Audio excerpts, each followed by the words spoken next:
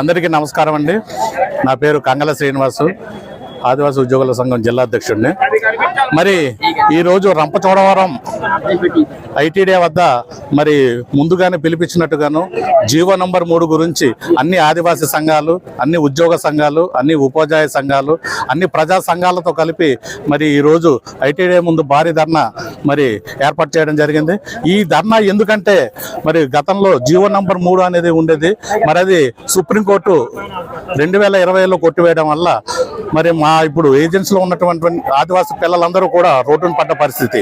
ఆ GO number 3 ఉన్నప్పుడు మరి ప్రతి ఒక్కరికి ఈ ఆదివాసీ ఏరియాలో చదువుకున్న ప్రతి ఆదివాసీ పిల్లలు కూడా 100% మరి ఉద్యోగాలు వచ్చేవి. దాని ప్రకారంగానే మరి ఇప్పుడు 2020 వరకు మా ఆదివాసీ ప్రాంతాల్లో ఉన్నటువంటి డిఎడ్ బిఎడ్ అయిన పిల్లలందరూ కూడా మరి ఉద్యోగాల అవకాశాలు వచ్చాయి.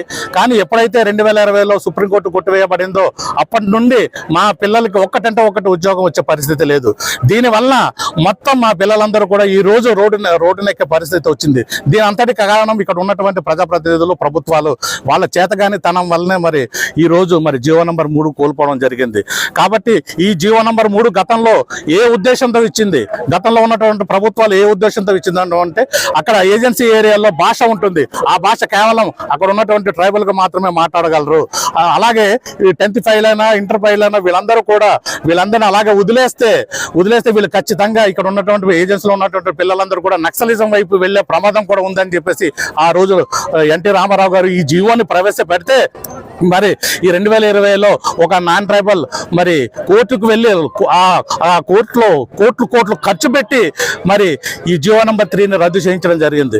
కాబట్టి ఈ రద్దు చేయించడం వల్ల ఈ రోజు ఈ రంపచోడవరం నడి రోడ్డున మరి ఇంతటి పోరాటం చేయడానికి కారణం మరి ఇక్కడ ఉన్నటువంటి ప్రజాప్రతినిధులే. కాబట్టి మేము ఒకటే చెప్తున్నాం, ఏ పార్టీకైనా మేము ఒకటే చెప్తున్నాం, ఏ పార్టీ అయితే మా జీవో నంబర్ 3ని పునరుద్ధరించి మాకు మొత్తం 100% ఉద్యోగాలు ఇచ్చే జీవోని ఏ ప్రభుత్వం అయితే ప్రవేశపెడుతుందో ఈ ఆదివాసులందరం కూడా ఆ ప్రభుత్వానికి మా మద్దతు ఉంటుందని చెప్పేసి మరి ఈ పత్రికా ముఖంగా మేము వేడుకుంటున్నాం. ఈ పోరాటం ఇంతటూ సాగదు, దఫాలుగా మొత్తం రాష్ట్ర వ్యాప్తంగా మరి పోరాటం చేస్తూ ముందుకెళ్తామని చెప్పేసి హెచ్చరిస్తున్నాం. కాబట్టి మా హక్కులు సాధించే వరకు మా పోరాటాన్ని ఆపం. అలాగే ఓకే, థ్యాంక్స్ సార్.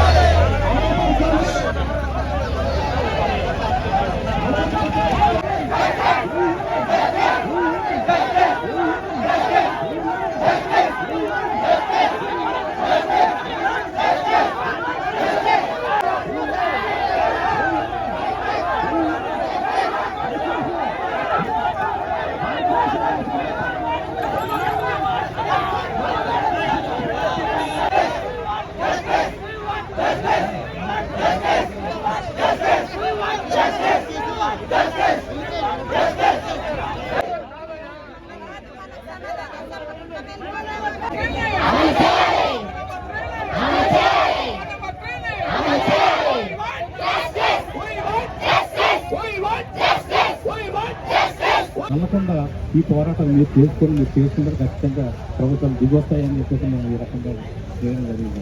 నేనేమి ఏదో అన్నట్టుగా నేనేమి ఉగ్రవాదం